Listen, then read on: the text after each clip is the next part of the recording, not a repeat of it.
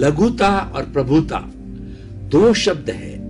लघुता का अर्थ होता है विनय, लघुता का अर्थ होता है विनय, और प्रभुता का अर्थ होता है अहंकार, अभिमान।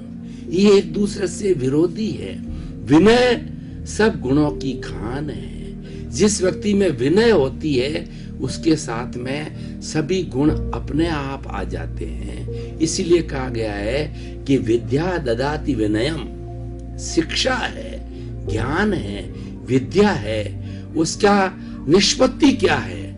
उसकी निष्पत्ति है विनय को प्राप्त करना। आप किसी भी महापुरुष का जीवन चरित्र पढ़िए, रामायण को पढ़िए, महाभारत को पढ़िए, वेदों को पढ़िए, उपनिषदों को पढ़िए, त्रिपिटक या आगमों को पढ़े, तो आपको ये बताया जाएगा और सारा उसका सारांश यह है कि व्यक्ति को विनयवान होना चाहिए। विनयवान का अर्थ होता है वो अहंकार शून्य होना चाहिए।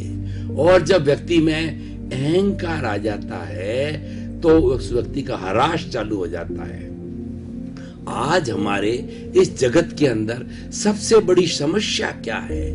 लोग साथ में क्यों नहीं रहते हैं? आज हमारे संयुक्त परिवार क्यों टूट रहे हैं? या समाज के अंदर इतने झगड़े फिसाद क्यों हैं? कोर्ट में इतने केसेस क्यों आते हैं? इतनी हिंसा, आतंकवाद, असंवेदनशीलता और क्रूरता, करप्शन, भ्रष्टाचार, रेप, ये सब क्यों आ रहे हैं?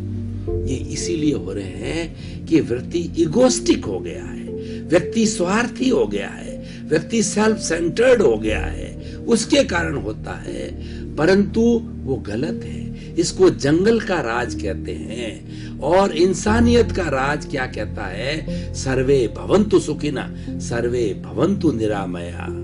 सभी लोग सुखी हों, सभी लोग स्वस्थ हों और सबका विकास हो। सर्वोदय का जो सिद्धांत है ये मानवता का सिद्धांत है और ये लघुता का सिद्धांत है। प्रभुता का सिद्धांत है वो जंगल राज है, वो राक्षस राज है। भाई और बहनों, दर्शकगण, श्रोतागण, मैं आपको एक उदाहरण के द्वारा बताना चाहता हूँ। बहुत ही सुंदर उदाहरण है और शिक्षाप्रद भी है कि रामायण के अंदर आता है कि भगवान राम के हाथ से रावण का वध नियति था, तो वह बाणों से बींद लिया गया था और लक्ष्मण भगवान राम के साथ में उनके छोटे भाई मौजूद थे।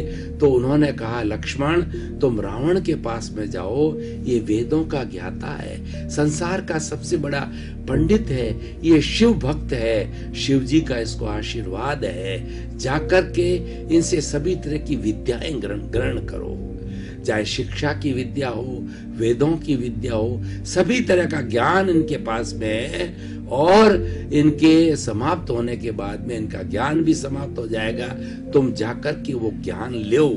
तो लक्ष्मण जाकर के वो हिचकिचाया पहले, ये तो हमारा शत्रु है और भैया क्या कह रहे हैं कि तुम शत्रु के पास जाके ज्ञान लो।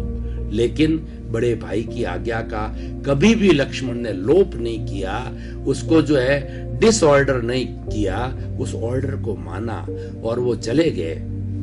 लेकिन वे रावण के सिर की तरफ जाकर के खड़े हो गए तो रावण ने उनकी तरफ आंख उठाकर भी नहीं देखा। काफी देर तक लक्ष्मण जी खड़े रहे तो आखिर हैरान होकर के पुनः भैया राम के पास में आए और कहा कि उसने तो मेरी तरफ आंख उठाकर भी नहीं देखा है। तो राम ने कहा, तुम खड़े किधर थे? तो उन्होंने कहा कि मैं उनके सिर की तरफ खड़ा था। कि नहीं, ज्ञान लेने के लिए पैर की तरफ खड़े होते हैं, प्रणाम की मुद्रा होती है पैर की तरफ खड़ा होने से, विनयवान होने से ज्ञान मिलता है। सिर की तरफ खड़े होने का अर्थ है वो प्रभुता है और पैर की तरफ खड़ा होना लघुता है, ये विनय है और वो अहंकार है। तो पुनः वापस गए और लक्ष्मण जी जो है उनके पांवों की तरफ खड़े हुए, तो रावण ने उनकी तरफ उठा करके देखा और प्रार्थना की लक्ष्मण जी ने कि भैया ने मुझे भेजा है, आपके पास जो ज्ञान है मुझे देने की कृपा करो। अत्यंत मधुर शब्दों के अंदर वो ये बात कही। तो रावण ने सारा ज्ञान दिया और निष्कर्ष रूप में कहा कि भैया लक्ष्मण, आज जो मेरी दुर्गति हुई है वो मेरे अहंकार के कारण हुई है, मेरी प्रभुता के कारण हुई है। इसीलिए मैं तुम्हें सबसे बड़ा ज्ञान देता हूं, ब्रह्म ज्ञान देता हूं कि कभी भी जीवन के अंदर अहंकार नहीं करना।